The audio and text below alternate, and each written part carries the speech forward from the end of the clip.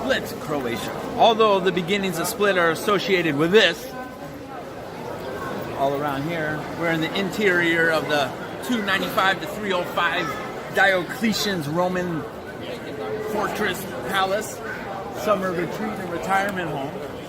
We're in the main square here. So, the city of Split, though, started a little bit earlier than that.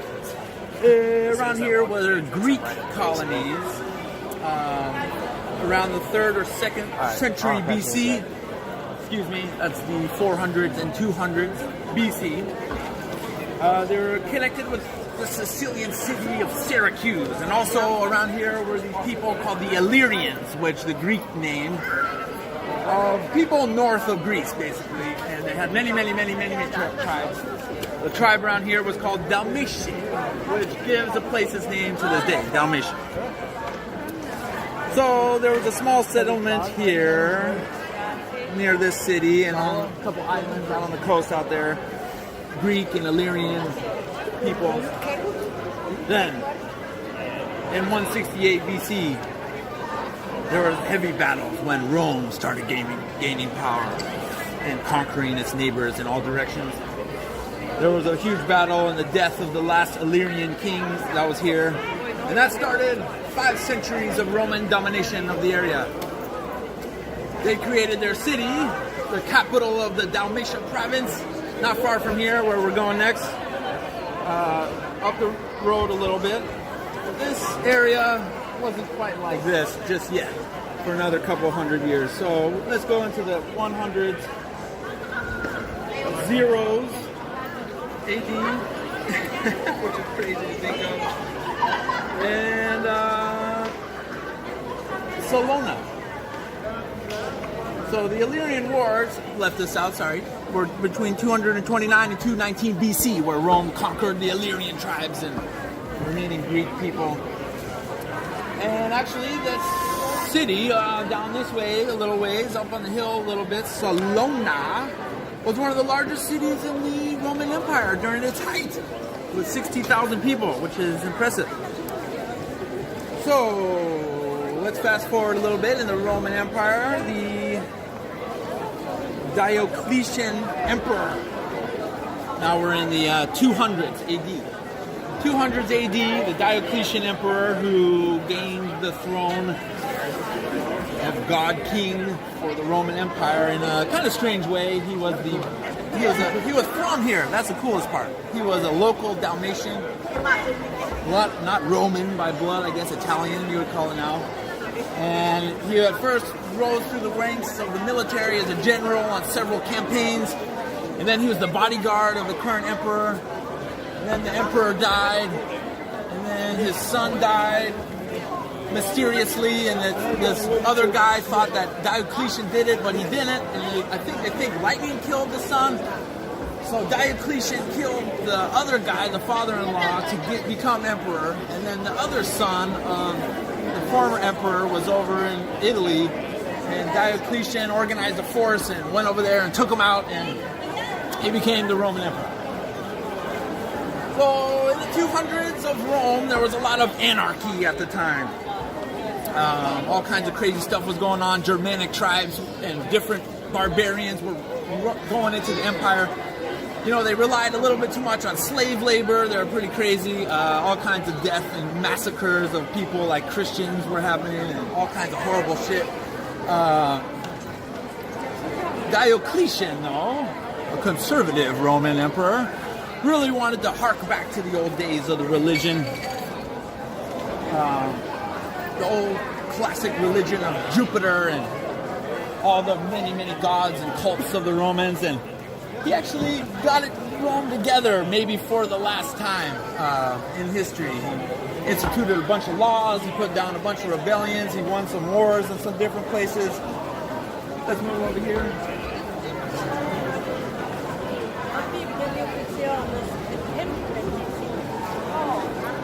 So Diocletian was Roman emperor for about 20-21 years, and he started building this palace during that time in 294-5 AD as a retreat. So, you know, Roman Emperor, the richest man in the world, probably, started the construction as he never a fan of the city of Rome, actually. He preferred to live in Milan or different areas in the Persian territories. He also did some other amazing things, like he was the first to come up with the idea of splitting the empire into two because of all the problems they were having, the west and east. He moved the capital from Rome to Byzantium, which is Constantinople, turned Istanbul, an amazing city that's still here to this day. And during all this, he was having this amazing palace constructed. During his retirement, which he did willingly. He was one of the only Roman empires not to die to abdicate the throne. To the throne? I don't know. He was like a god. This was in the last days of the classic Roman period. You know, Christianity was gaining a lot of steam at this time. You know, that around 200 years before, right? Jesus died down in Israel, not too far from here. Okay, let's walk this. All right, so let's rewind a little bit. Jump the gun, went to the 1000s real quick. So let's go back into the 700s. So this city was still a possession of Byzantium all the way until then, 751. Until something happened. So let's talk about that. The Duchy of the Croats, the Croatian people, ethnic Croatian people, Croats, began to become powerful around this region. And during this time, something interesting happened. A Dalmatian language started. This was the early days of the Croatian language, 700s. They became their own dialects based on this city. And this place was kind of a Dalmatian city-states kind of situation, put in this city called Spalatum or Spalatro. Cool. Man, huge tour groups. I'm giving you a tour group right here on video. Alright, so from 845 to 864, a Croatian king built a huge fortress, Vis, that we're going to later on the hill over there, and it made it the capital of his kingdom, a Croatian kingdom, the first ever, which this place was now a part of. They broke away from Byzantium because they were declining because of the Turkic Muslim conquest there. From 910 to 928, the king of Croatia was one of the most powerful in Europe, and the Croatian kingdom was one of the most powerful in Europe. Over 1,000 years. So, we're in the 1000s again now. There was a very powerful empire not too far from here called Venice, the Venetian Empire. And after the Western Romans fell and they figured out the situation with all the barbarian tribes and this and that, the Venetians, through their sea trade, started becoming very powerful. So this actually is the start of the Venetian story to the city, which this area kind of represents.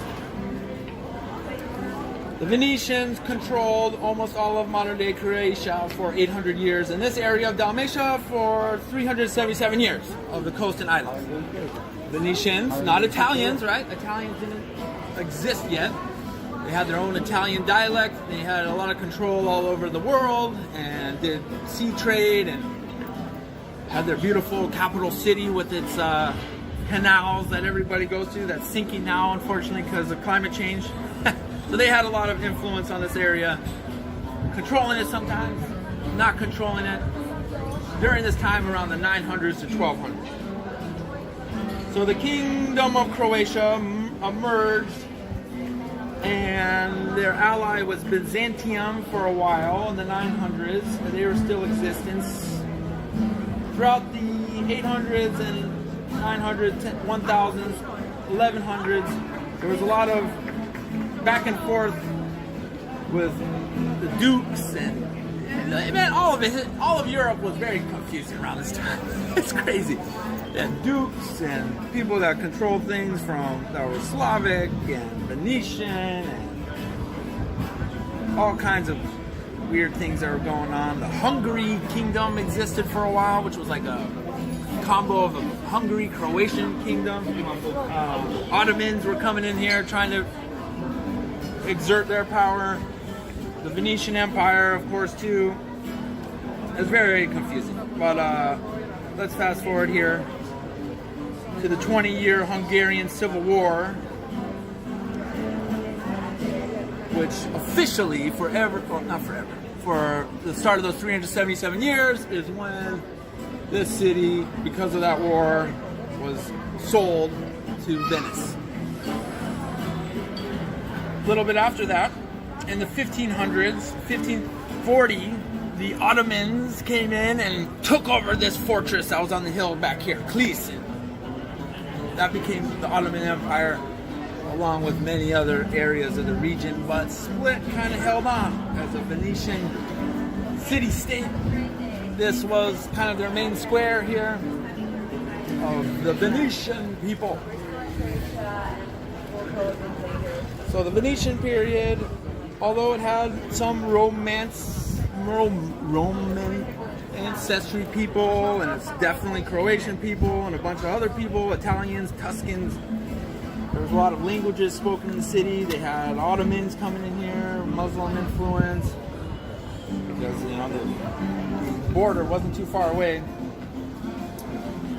was an interesting time. It was a grand time for the city, actually. The Venetians did a lot, even though the Croatians now were like, are mad about not having control of their city. All places were like this, man. So let's fast forward 1500s, 1600s, 1700s. In 1797, Split was ceded to the Habsburg monarchy, which is the Austrian-Hungarian Empire, ending 377 years of Venetian rule. There we are again, those Austro-Hungarians. They ruled this area for a long time. There was some Napoleonic stuff going on in the early 1800s, where the French came in here, 1805, 1809. The British came in and occupied Split for a while. Then in 1815, it was given back to Austria. 1848, there was a lot of instability in the Austrian-Hungarian Empire because of revolutions, but this city didn't see any of those things happen. All right, we're getting close to the modern era, the 1900s. World War II happened. The Austro-Hungarians lost World War II, got beat down pretty bad, actually. The empire ceased to exist. The first Croat, Bosnian, Slovene kingdom started, which is the first Yugoslavia. World War II happened. The city didn't really see a lot of action, but the Nazi puppet state was put in here briefly, and World War II ended. The second Yugoslavia was created, which was a communist state, and united all the people again of the Balkans, which has really only happened 3 times. Back in the early 900s era, the Balkan people were united in their fight against their powerful neighbors and their allies. After World War I, the Balkan people got together and made their first kingdom in Yugoslavia, and after World War II they got together. But always there was many, because all this history, ethnic differences, religious differences. After the fall of the Soviet Union, 1989, 90, 91, a lot of communist countries were falling in Europe. Yugoslavia kind of imploded on itself. All these ethnic and power and religious things came to a head. There was tons of war all over. A lot of horrible stuff happened all over the region. Split saw a little bit of damage. Not as much as some other areas, but there was an artillery attack and some people died from a boat out here. The war ended. Modern Croatian state was created. Split was part of that. This always being a Croat area, Dalmatian area. Croat for, at least 1,500 years. Dalmatian people, the Illyrian tribes are called Dalmatians. So really that's like 2,500 years. So now it's Croatia, and it's the yacht capital of the world. The sea is right up there, filled with yachts, and also filled with cruise ships. It's one of the top tourist destinations in all of Croatia. You see people here from all over the world now, and that's the history of Split. Diocletian, the additional facts about the emperor that I got on my research. I apologize ahead of time for looking at my notes every now and then. The memory banks, man, learning all these stuff, especially exact dates. Anyways, I'm not a big fan of royals and kings and pharaohs and the exact specifics of them. But every now and then, there's a person of history that's pretty interesting when you start researching them. So the guy, Diocletian, which was the Bronze Gate of his palace, 305 built. He was from a humble local Dalmatian family, so he wasn't from a rich family. He rose to the ranks as general in the mighty Roman army that was basically policing half the world at the time. Craziness. He became the bodyguard to the current emperor, Carus. So when that emperor died of natural causes, his son then suspiciously died either by lightning or jealous rivals like his father-in-law, who wanted to be the emperor also. Diocletian blamed the father-in-law for the son's death, so he beheaded the father-in-law in 284 AD and assumed absolute power as emperor himself, 284. There are still parts of the empire, though, that were loyal to the Roman family that was the rightful rulers, I guess. So it caused kind of a civil war, but Diocletian appointed himself emperor and headed over to Italy to kill the other son, which he defeated in battle. So now his power was official. Diocletian did a lot of interesting things during his time as Roman emperor. After winning the Civil War and after the crazy anarchist-like 200s in the Roman Empire, he recognized the empire, probably for its last time ever, needed some help. So he chose to split the empire in two, west and east, the capital no longer Rome, but Milan, so it could be better defended, in 286, and the east in Constantinople. So each part had a co-emperor. He was the emperor, really the main emperor, and he appointed a guy that would be like his yes man to be the emperor in the west. He was the main emperor in the east. Because of the German threat, he resided both in Milan, not Rome, and some Persian frontier towns, leaving Rome pretty much entirely.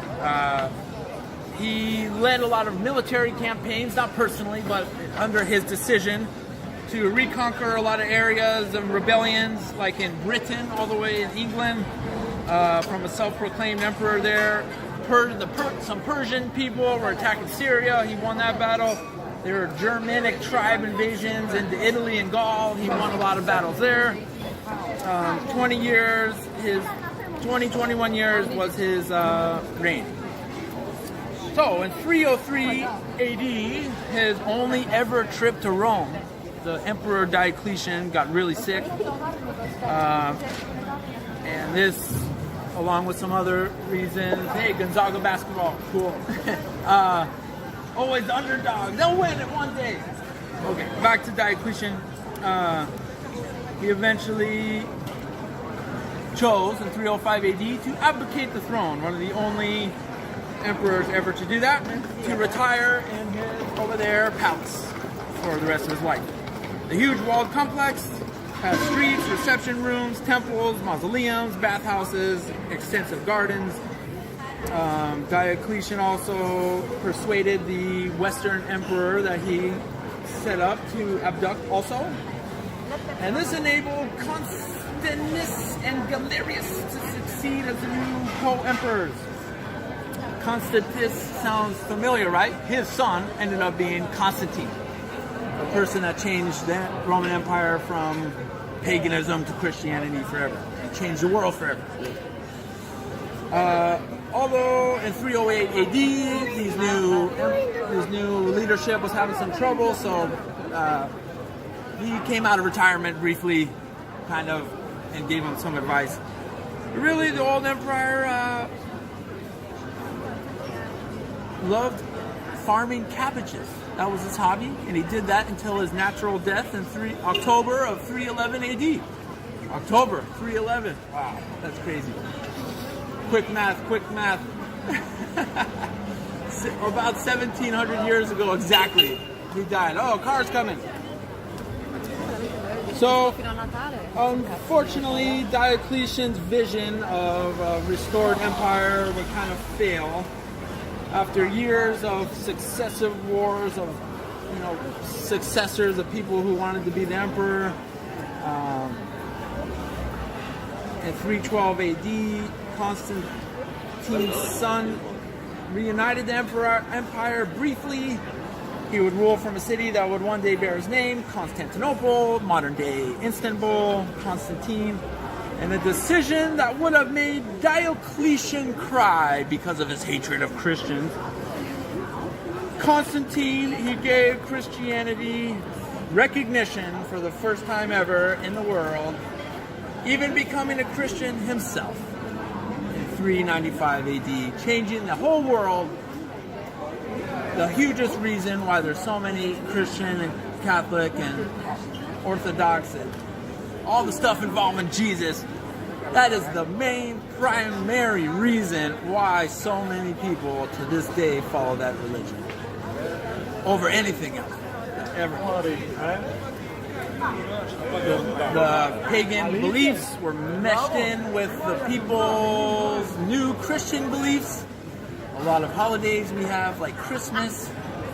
December 25th was actually a Roman holiday called Saturnalia, which is actually an interesting holiday. The slaves and masters switched places for a day. So the masters were the slave and for one day only, and they gave each other gifts, and they had a kind of a tree, I think.